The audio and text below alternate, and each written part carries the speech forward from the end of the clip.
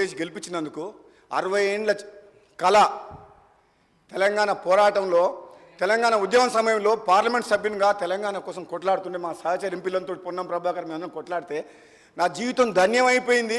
ఈ తెలంగాణ నా 5 ఏళ్ల కాలంలో తెలంగాణ రాష్ట్రం వచ్చిందని అనుకున్నా కానీ వచ్చిన తెలంగాణ ఈ దుర్మార్గుల చేతికి పోయి ఇంత నాశనం అవుతుందని చెప్పి అనుకోలేదు అధ్యక్ష.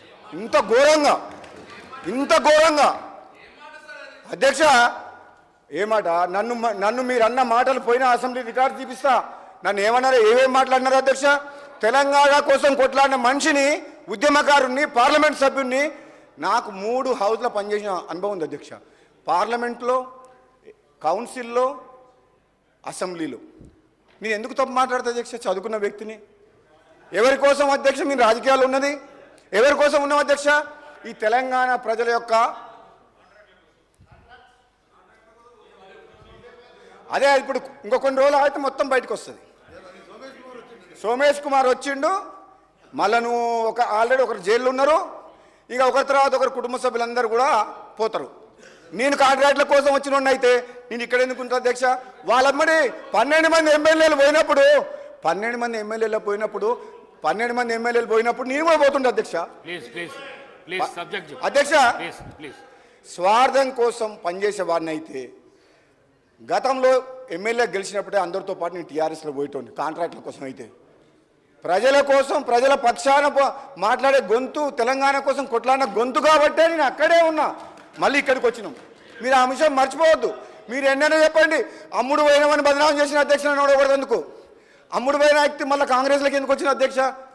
మనిషిని అయితే మరి అమ్ముడు పోయినా అని చెప్పిన వాళ్ళు ఈరోజు ఏం సమాధానం చెప్తారు అధ్యక్ష? తెలంగాణ ప్రజలకు, మునుగోడు ప్రజలకు అమ్ముడు పోయినామని బదనామం చేసిన అధ్యక్ష మళ్ళీ కాంగ్రెస్లోకి వచ్చి, తెలంగాణ ఇచ్చిన కాంగ్రెస్ పార్టీకి వచ్చి మిమ్మల్ని అక్కడ పంపిస్తుందికే వచ్చిన అధ్యక్ష. ఆ విషయం మాత్రం క్లారిటీ ఉంది అధ్యక్ష. తెలంగాణ ప్రజలకు కూడా నమ్మకం కలిగింది అధ్యక్ష. ఎంత బదనాం చేసినా చరిత్రలో చివరకు గెలిచేది ధర్మమే అధ్యక్ష. నా విషయంలో కూడా ధర్మం గెలిచింది అధ్యక్ష. అందులో ఎటువంటి అనుమానం లేదు అధ్యక్ష. అధ్యక్ష మేము చెప్తున్నాం అధ్యక్ష, రాబోయే రోజుల్లో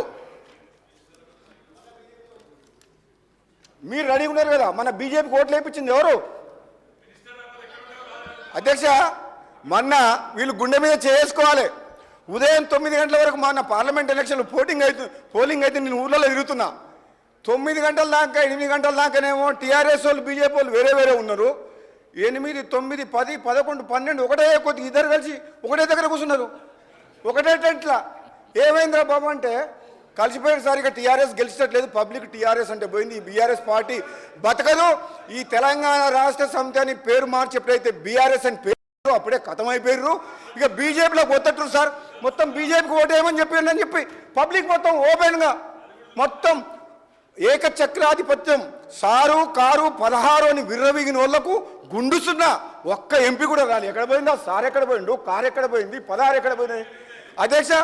ఒక్క ఎంపీ అన్న డిపాజిట్లు కూడా రాలే. అంటే అధ్యక్ష మీ ఒక్క మాట చాలా సీరియస్గా ఆలోచించాలి. ప్రతిపక్ష సభ్యులు కేటీఆర్ గారు కూడా చెప్తున్నారు అధ్యక్ష, చాలా సీరియస్గా.